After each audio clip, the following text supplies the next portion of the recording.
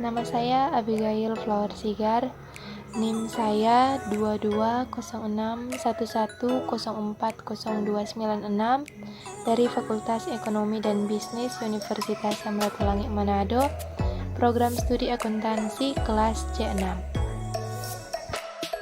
Saat ini saya akan menyapa dosen pengampu saya yakni Enci Finjawatak SPD MPD. Saya akan menyampaikan atau mempresentasikan tugas mata kuliah Bahasa Indonesia mengenai materi bahasa yang lugas dalam genre makro. Masuk di dalam materi. Yang pertama mengenai bahasa yang lugas.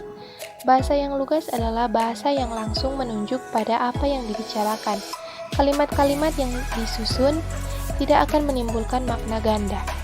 Sekurang-kurangnya ada 4 segi kebahasaan yang dimaksud, yakni kaidah penyusunan paragraf yang runtut, kedua pembuatan kalimat efektif, yang ketiga pemilihan kata yang tepat, dan yang terakhir penerapan ejaan yang cermat.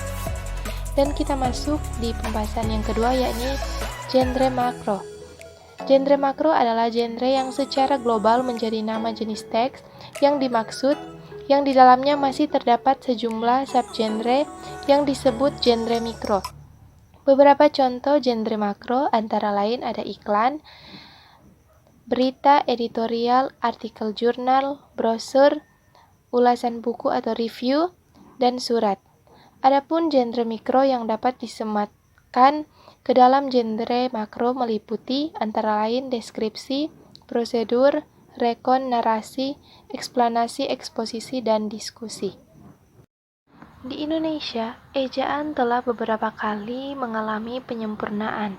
Diawali dengan ejaan Opuisen sejak tahun 1901, ejaan Suwandi atau ejaan Republik sejak tahun 1947, ejaan yang disempurnakan sejak tanggal 16 Agustus 1972 sampai 2015, dilanjutkan dengan Pedoman Umum Bahasa Indonesia atau dapat disingkat PUEBI dengan Peraturan Menteri Pendidikan dan Kebudayaan RI Nomor 15, antara lain mengatur pemakaian huruf, penulisan kata, penulisan unsur serapan, dan pemakaian tanda baca atau punktuasi.